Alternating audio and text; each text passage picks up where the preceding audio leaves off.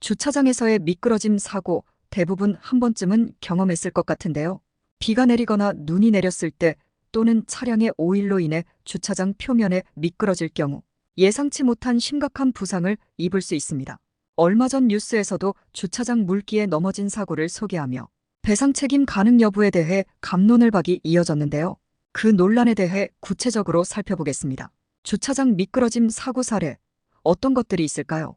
실내가 어두운 주차장에서 원인 불명 차량에 엔진에서 흘러나온 기름을 밟고 넘어지는 사고, 차량에 탑승하기 위해 실내 주차장을 걸어가던 중 치워지지 않은 빙판을 밟고 넘어지는 사고, 비가 많이 온 날 실내 주차장을 이동하다가 물길을 밟고 넘어지는 사고 등이 있습니다. 이런 사례에서 배상 책임 성립이 가능한가요? 주차장 운영자는 시설의 이용객이 불특정 다수에 해당하므로 넓은 범위의 안전배려 의무를 부담하게 됩니다.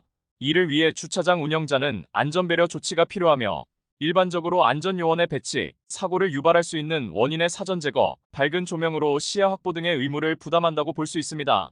위와 같은 기본적인 안전배려 의무를 소홀히 한 상태에서 사례와 같은 사고가 발생할 경우 주차장 운영자는 피해자에게 법률상 손해배상 책임을 부담하게 됩니다.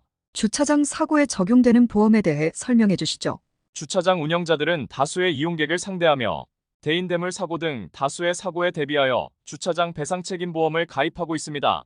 주차장 배상책임보험은 주차장 운영자의 시설하자, 관리 부주의로 인해 피해자가 손해를 입은 경우 그 손해를 담보합니다. 따라서 사고가 발생하면 직원 및 안내요원에게 사고 사실을 통보하고 보험 접수를 통한 보상 절차를 진행해야 합니다. 보상 진행 시 어떤 문제점이 있을까요?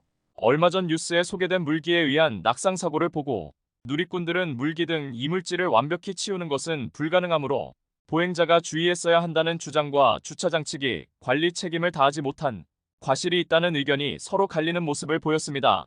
일반인의 시각에서도 배상 책임 성립 여부에 대한 의견이 분분한 상황은 보험 또는 소송 진행에서도 동일하게 쟁점으로 떠오르게 되며 피해자의 입장에서는 억울한 상황 역시 다수 발생하게 됩니다. 이런 사고에서 법률과 보상 전문가의 필요성이 있을까요? 주차장에서 발생한 미끄러짐 사고의 모든 유형이 보상을 받을 수 있다고는 말씀드릴 수 없지만 피해자의 입장에서 배상 책임 성립을 주장하기 위해서는 각 사고 당시의 사고 원인, 사전 사고 방지 노력 여부, 현장 상황 등을 종합적으로 판단하여 배상 책임 성립을 주장해야 합니다. 또한 배상 책임이 성립한다고 하더라도 부상 정도에 따라 단순 부상으로 합의를 진행할 것인지 후유 장애가 잔존함에 따라 일실 수익을 주장해야 하는지도 손해액 산정의 중요 포인트가 됩니다.